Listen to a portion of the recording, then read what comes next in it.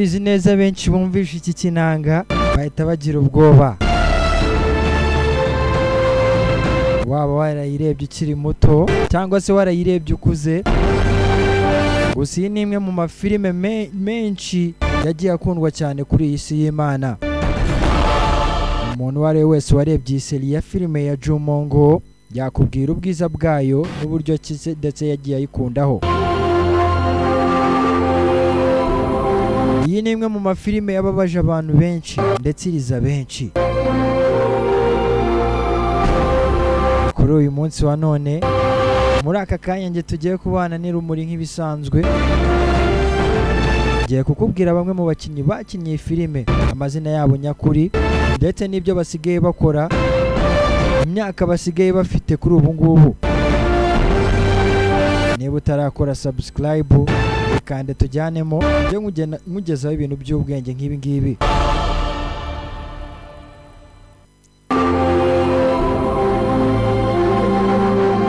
Ibintu by'ubwenge nk'ibi ngibi nta handi bibarizwa uretse ahangaha. Wahageze, tega amatwi wumve bamwe mu bakinnyi wakunze, urebe imyaka ubu ngubu basigaye bafite ndetse niyo bari bafite icyo gihe bakina iyo filime. Kora subscribe, share ndetse na comment, tubwira ibindi biganiro twazakurikizaho kubera ko abafana bari abantu bagaciro cyane.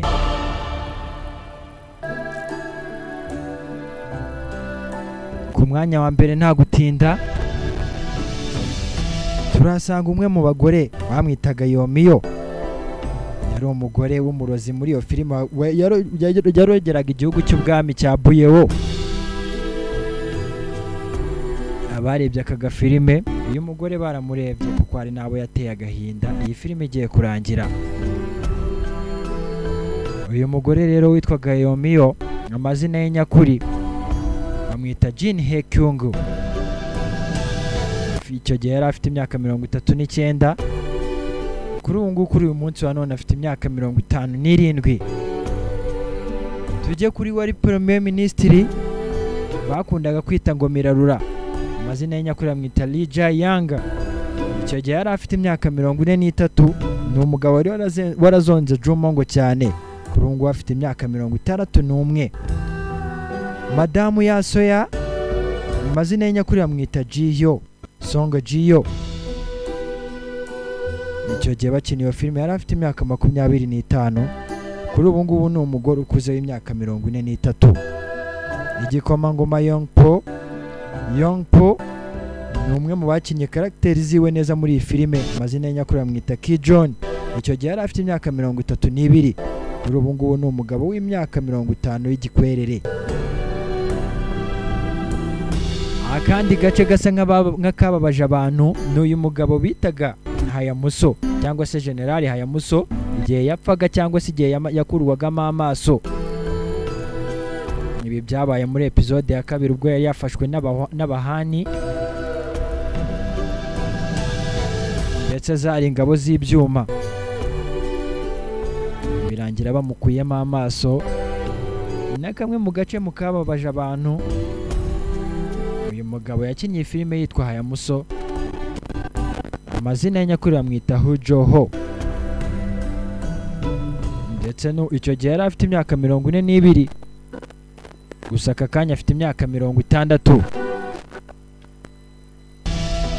Uyu mugabo ni umwe mu bitwaga igikomangoma Taeso. Ni umwe mu bari bahanganye n'igikomangoma Jumongo kubera ko bavukaga ku babyeyi batandukanye b'abamama. Gusa Jumongo akaba yari umwana w'inshuti ya papa Taeso. Ubwo yari umwana w'inshuti y'umwami muri icyo gihe witwaga Geomowa,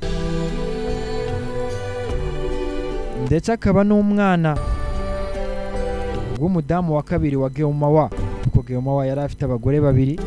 Nicyo cyatumaga uyu Prince Taeso cyangwa se Taeso, kuko yaje kuba umwami nyuma, bisa nkaho nawe filime we na Jumongo aribo bari bahanganye, aribo yari ishingiyeho. amazina nyakuri bamwita Kim Seng-so. Icyo gihe yari afite imyaka 35. Kuri ubu ngubu ni umugabo w'imyaka 33. Ni umugabo w'umwarimu muri kaminuza. Amazina ye nyakuri bamwitaga Yowa. Uyu Yowa yari mama wa Jumongo ndetse akaba umugore wa Hayamuso, nubwo nyuma yaje kuba umugore wa Papa Daiso ariwe Geumawa. Uyu mugore rero nawe amazina ye nyakuri bamwita Oyenso. Icyo gihe yari afite imyaka 35 rwose, ariko ubu ngubu ni umugore w'imyaka 53. King Geumawa cyangwa se umwami Geumawa, amazina ye nyakuri bamwita Jungkwar Juni. Icyo gihe yari afite imyaka 46. Ni umugabo w'icyamamare cyane, kuri ubu ngubu afite imyaka 64.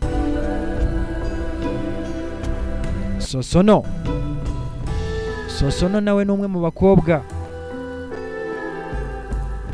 bakundaga umwami Jumongo cyangwa se igikomangoma Jumongo, gusa byaje kurangira n'ubundi batabanye kubera ko hageze igihe Jumongo nawe arabura bikeka ko yapfuye.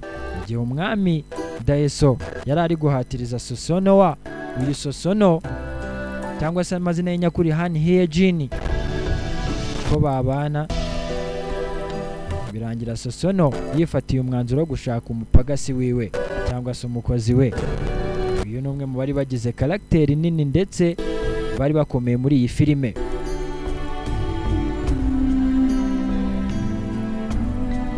Icyo gihe yari afite imyaka 25. Yari umukobwa mutoya cyane, kuri ubu ngubu afite imyaka 43.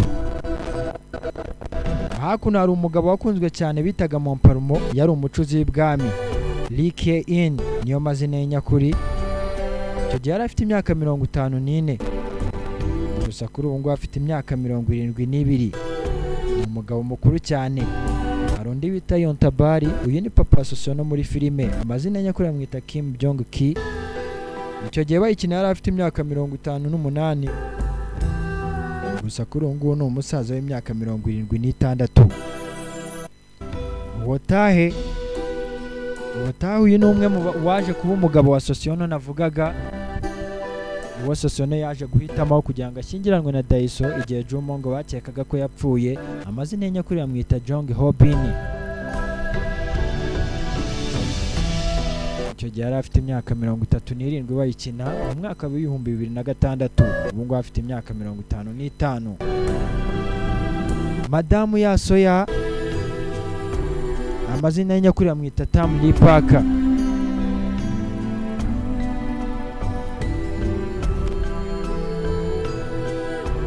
Mbabariraho gatoya.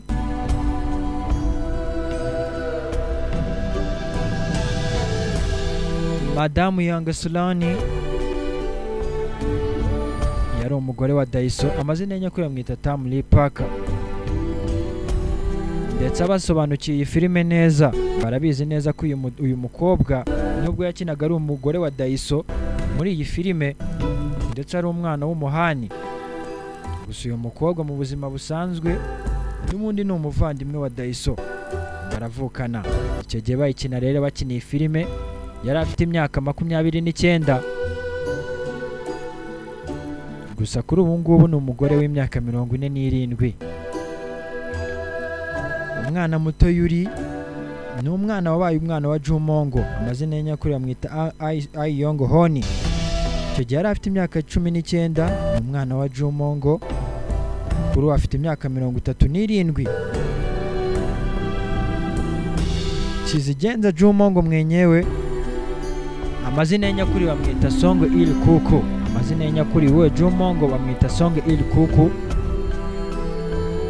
Yabaye umwami ukomeye w'icyo gihe. Bitangira filime ari umwana mutoya utazi bijya mbere, utazi iyo biva niyo bijya, gusa biza kurangira avuyemo umwami ukomeye utinwa n'amahanga. Ni umwe mu bakinnye iyi filime neza,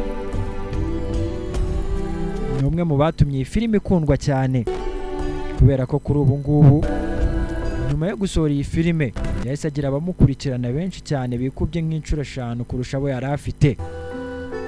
uyu mugabo rero Jumongo wakinnye filime yitwa Jumongo, amwe mu mateka n'ubundi yabayeho mu gihugu cya Korea. Icyo gihe bayikina yari afite imyaka 35. Kuri ubu ngubu afite imyaka 55. Ni umugabo mukuru wubatse rwose, ufite urubyaro. Wowe twabanye ndagushimiye cyane muri iki kiganiro. Njye nari muri nk'ibisanzwe. Utarakora subscribe kandi ikanda unaduha ibitekerezo, tubwire ibindi twakurikizaho. Murakoze cyane.